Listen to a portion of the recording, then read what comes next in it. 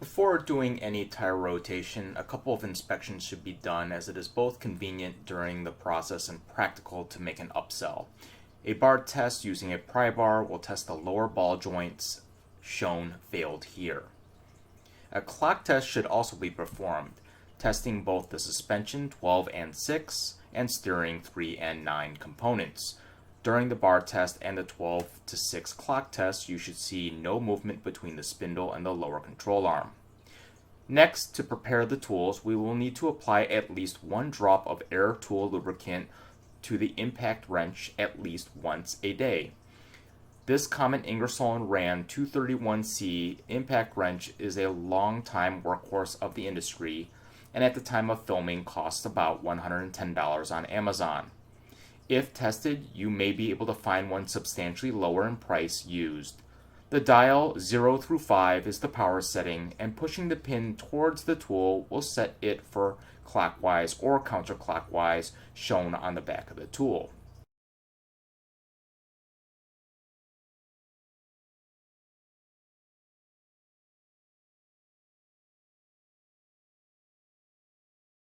This is a clicker style torque wrench. We will be using it on the lug nuts.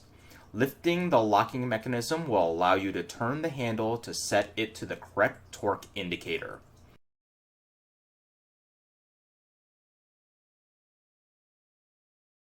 And just like a socket wrench, there is a clockwise counterclockwise setting on the head.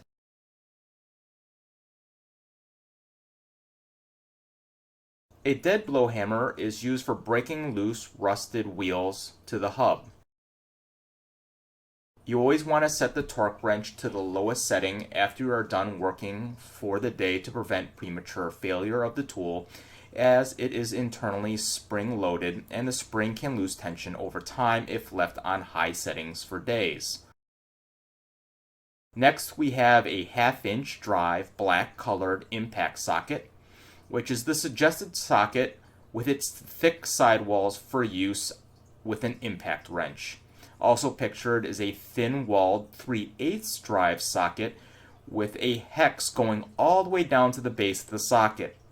In the event the customer has nice lug nuts that do not want to be damaged, using this socket will ensure no scratches to the wheels due to its thin sidewalls and rounding of the lug nuts due to increased surface area. You will have to use a 1/2-inch female to 3/8 male adapter to use this 3/8 socket with the 1/2-inch torque wrench. After getting off the ground via jack and jack stands or a hydraulic lift, you should take the outer, center, and inner tread depth readings with your tread depth tool for all tires.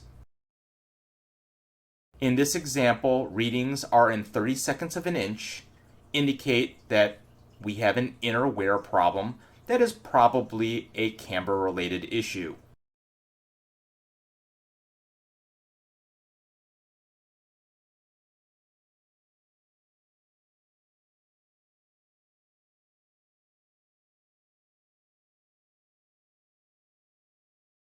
Next, inspection of each tire by rotating the wheel should be done to be looking for nails.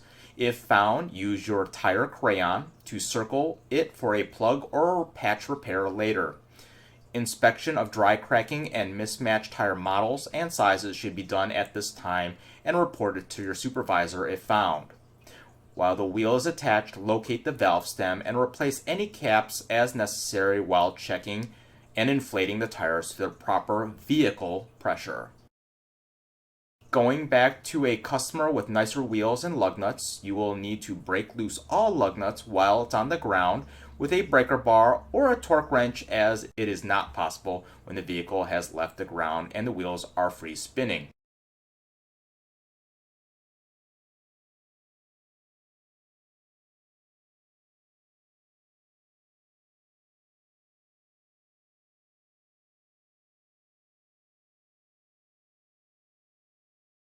When swapping over to another set of wheels and tires, take the time to inspect the wheels and tires before installation.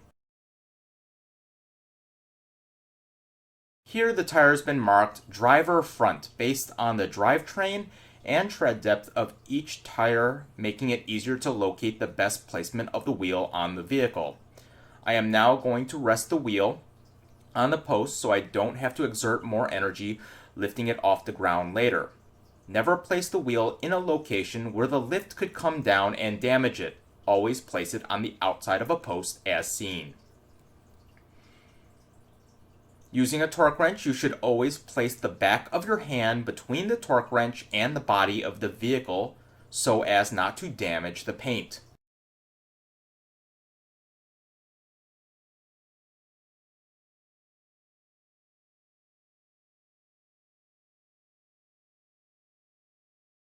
If necessary, add a socket extension for added security, moving the torque wrench further away from the body of the vehicle.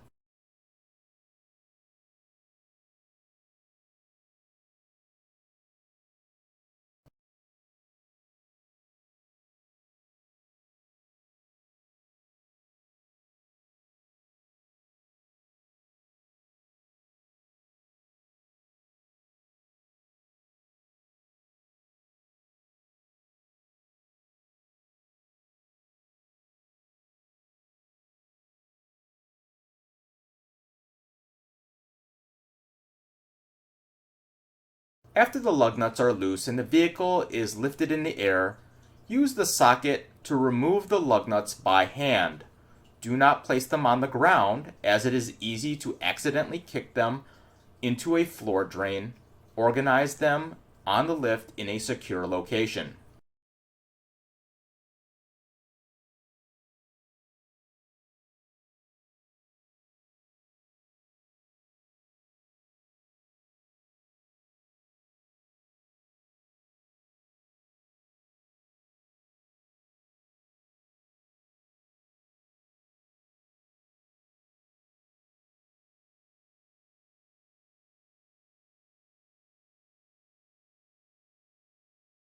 When using an impact wrench to remove the lug nuts, I choose to hang the air hose on a location so not to have to bend over to retrieve it. I also make sure that the hose is outside of the post so as not to lower the lift or drive over the hose. Lifting the vehicle, releasing the locks, and lowering it so the wheels are around chest height is the next step. I release the locks slowly, lower the vehicle watching both sides to ensure proper engagement. Not paying attention here could cause the vehicle to fall off the lift. After attaching the air hose to the impact wrench, I will use my fingers to guide the impact wrench onto the lug nuts to reduce chances of scratching the wheel, and remove my hand from the socket, pulling the impact wrench trigger. Leaving your hand on the socket can tear your palm's skin.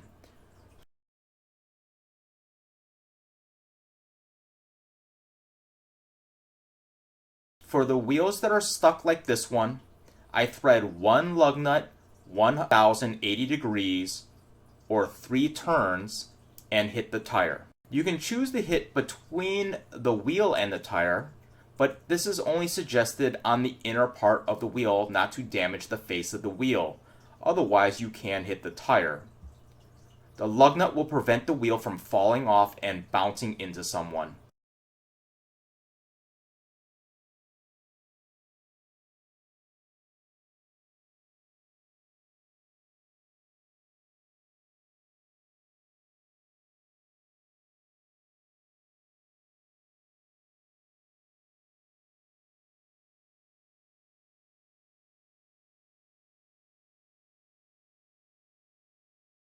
After the lug nuts are removed, grab the tire and make the rotation as seen here. We grab the tire as not to smash our fingers on the brakes or leave fingerprints on the wheels. Again, notice placement of the wheel on the outside of the lift as seen in the right corner.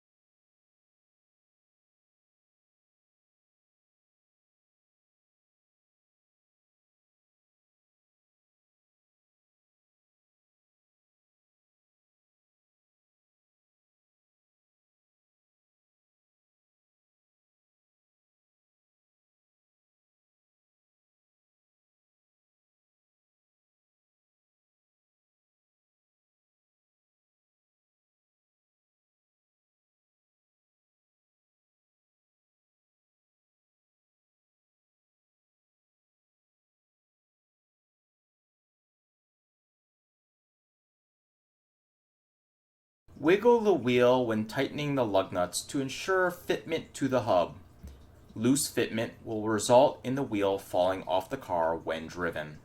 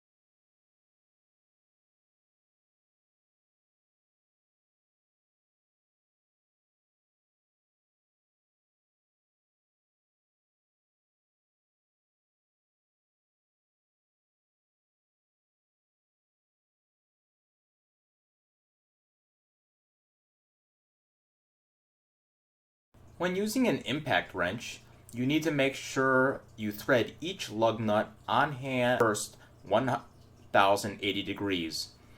If anything hesitates, take the lug nut off and inspect for damage. Do not use an impact on a hesitating lug nut as it will damage the threads. The impact wrench on shop pressure should be around 80 foot-pounds in the settings of 0 or 1, unless using torque sticks, which I do not recommend for beginners. When tightening the lug nuts, make sure to use a star pattern every time, even if you are rechecking your work.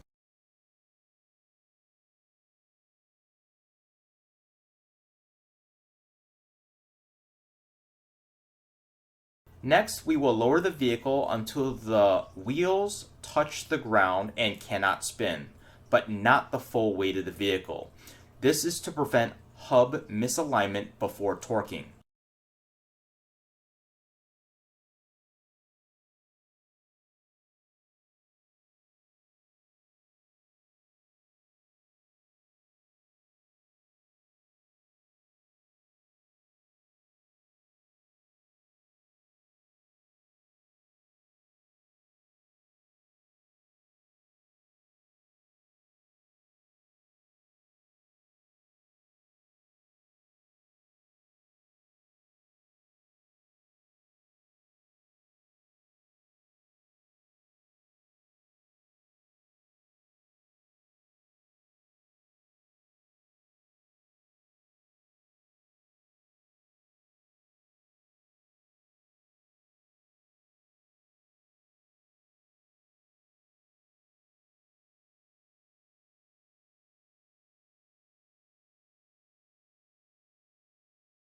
A good starting habit is to have it click, let it relax, and click again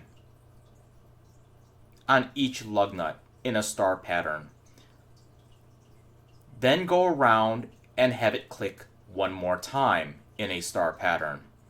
If any lug nuts are loose on the third click, do it a fourth time or take the wheel off and inspect for problems. When torquing, the torque wrench should also be used in a star pattern found online, and the wrench should be parallel to the ground so that you are not dragging yourself across the floor. After the wheels are all torqued, you can lower the lift all the way and the tire rotation is complete.